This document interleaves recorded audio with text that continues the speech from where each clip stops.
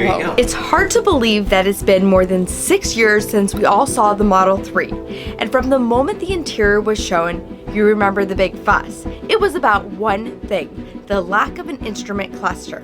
In fact, Elon sent at least 6 tweets in the months after the reveal trying to calm reservation holders, saying that the 3 would never get a second screen because in an autonomous world, you wouldn't care. But Elon just said, if you want more features, pony up for the Model S. By now, we've all acclimated to the blank void, but I think a lot of us Tesla owners would still prefer having data right in front of us, like tire pressure, temperature, time, odometer, and even proximity sensor info. I recently got a chance to try Tsportline's brand new smart cluster, which is the most OEM factory-like instrument cluster on the market for the Model 3 and Y. It's as plug and play as it gets. No wiring, no cutting, and the best part is the new cluster just plugs right into the factory screen and grabs data right from the computer. For someone who's owned a Model X and a Model 3 for most of the past 4 years, getting into our 3 instantly made you feel like you've lost some of what makes the S and X feel premium or so advanced. I felt like the Model 3 and the Model Y needed this. This was something, why didn't they do this? With the help of Brian from Tsportline, I installed it in about 30 or 40 minutes. I'd compare it almost to installing the Nest for your house. Before we get started, I've got to tell you about one of the coolest EV services you'll ever hear about. Today's sponsor, Currently, takes charging your car to a whole new level. With Currently, you can have a charge delivered to your home, apartment, your office, the beach, really just anywhere you'd like, saving you time and the hassle that comes with busy charging stations. You don't have to be at your car, just name your location and time and they'll charge your car for you. Plans start at $4.99 a month and Currently is available in the greater LA area, San Francisco, San Jose, and Dallas. Download the Currently app and get 30 days of free charging delivery when you enter the code KimJava. Fancy wheels. I know, I like these fancy wheels. We have something super cool coming for this car. So we're gonna make this into an overlander, like with off-road tires and stuff. Oh, wow. For camping. It's really not a lot to putting this together. Got a couple of parts. So here is half your new dash. Ships in 2 pieces, so the box is kind of manageable. And this is your new smart cluster. Oh, wow. Okay. So this is like the vegan leather. Yeah. Yeah, the top of this is like the matching soft vegan leather material. And then the rest of it is basically the same type plastic, very OEM type finish on this. So we've got it in white, black, and carbon fiber. Cool, I love it. I don't know anything about, you know. You're gonna be a pro. This is super easy. So first step, just take this piece and come in at like a little bit of an angle. And it fits in just like that. Okay. Okay, super easy. There you go, perfect. And then this trim piece is going to go, just pops in the middle, so just like that. Okay. And then let's roll it over. 4 spots. Okay. Just drop the screws in those spots. Okay. So far, easier than IKEA furniture. Oh yeah, if you've done IKEA, you're definitely qualified for this. Okay, good. That's it. All right. All right, so you have assembled your dash. All right. Perfect. Now we can move to taking apart the stock dash. Okay. That's what I'm scared about. It's always like when you take it apart, you're like, okay, now we're committed. Believe it or not, it's actually this is really easy, surprisingly easy. Okay. So we'll take this, and this is just like a flat standard screwdriver. We've got a multi-tool here, but any kind of flat screwdriver will work perfect. Okay. Okay? So after I do this, once you pry it a little bit, you're going to get your fingers. Oh, I see. Okay. Is it better just to kind of do it? It's better to just pry this one. The driver's side, you need to, there you go. So you've officially taken apart your first Tesla piece. I know. Now, I'm going to start a new channel called Kim Rebuilds. This piece here, you're going to pry this one from the top. Like this? Yep, just slowly pull it out. There you go. Oh, wow. There you go. Now this piece right here is gonna pry off. It pulls straight out this way, and sometimes you gotta give it a pretty good yank to pull it out. It feels like I'm doing something bad. Ooh, is that okay? No, that's Okay. Do I just keep pulling? Yep, pull it. Okay. Oh, I did it. Yeah. Okay, I might be scared to do this one if you weren't here, like being like, that sounds okay. Yeah, you really can't go wrong on that. It's in there tight, but it's a matter of prying it out. Okay, same thing on the driver's side. Bring the little screwdriver, because that's the one you have to pry. That first piece? Okay. Yep, just slide a finger in. Oh, got it. Okay. All right. Perfect. Open glove box. This whole dash piece is literally just gonna pry up. So get your fingers underneath this and just kind of roll it up. Yep. Okay. I feel like safe. Oh. Wow. Now probably go back around the other side. Yeah. It's also kind of crazy that it's all just kind of snapped right It all in there. pops together, yeah.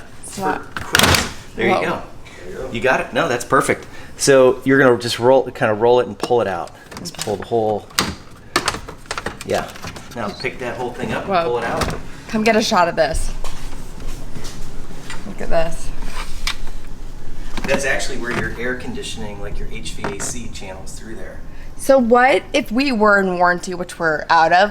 Would this affect warranty process at all? So the way warranty works, and this is the law. The only way warranty can be affected would be on the parts you modify. So you could modify this, and if you have another problem with your car, you cannot be denied warranty for unrelated parts. All right, good to know. Yes. All right, here we go. Moment of truth. So, because I still have this, and if I change my mind, I could basically put this right back. Just put it right back. If you have a lease or something, when you're done with your lease, you just reverse course, pull this out, put your stock parts in, and you're good. You're good to go. That's Nothing cool. here is permanent. There's no cutting. There's no wiring. It's just all plugging in. That is really cool. Did you ever think you'd take your dash apart? No, never. I mean, it's just like crazy to think that that's like all it is, and that I could just like pull it. Well, if you think about like mass production, they want things to go together quick and easy. Yeah. So this whole car is engineered. This is typical. Things are engineered to plug in, snap in place. They don't want to have to use screws and nuts and things that take a long time to put them together. So why is my Model X taking so long? Well, that I don't know. Swapping some parts off of the old one onto the new one. So we're gonna lay everything down like this way? Yep. Okay. And then just grab that little screwdriver again. Underneath it and then twist it out. Just kind of, yep, there you go. Is that Perfect. it? That's it. You did it. Oh, okay.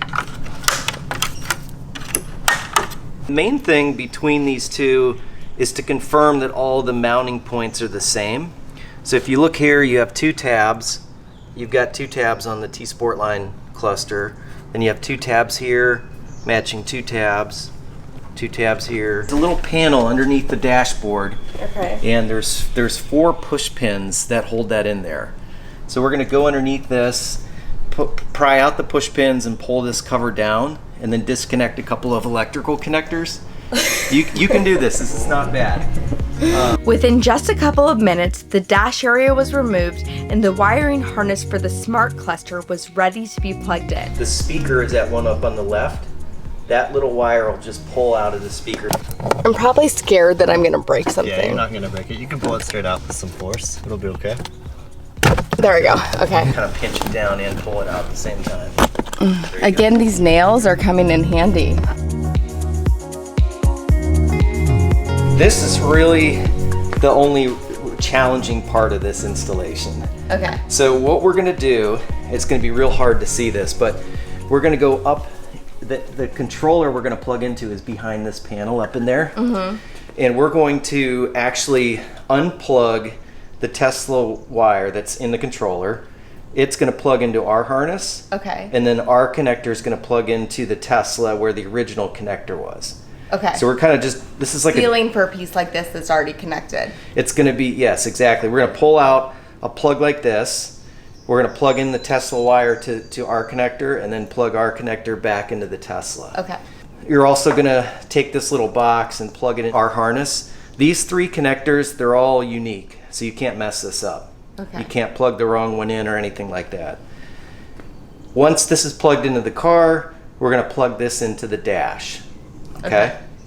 So this whole process, once the Tesla wire is unplugged, you want to get this done in less than like 5 minutes, because you don't want to leave the Tesla unplugged for over 5 minutes. If you do, you just have to do a reset in the dash, but if you do it in less than 5 minutes, it's easy.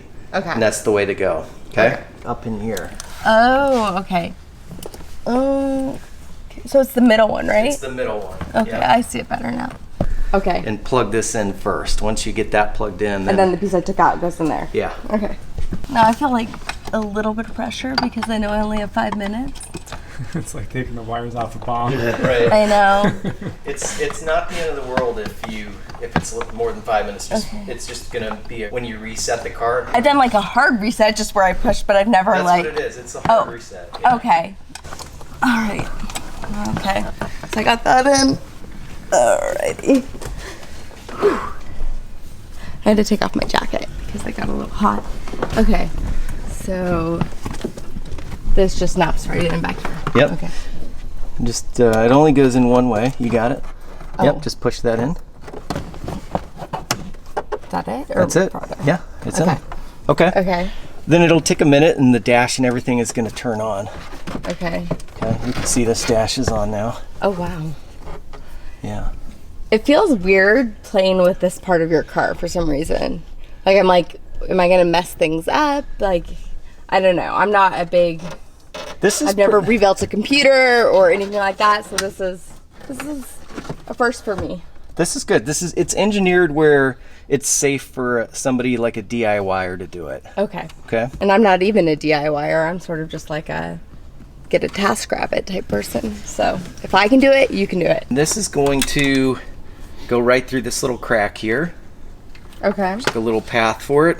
And now I take this and run this all the way down just like that. Exactly.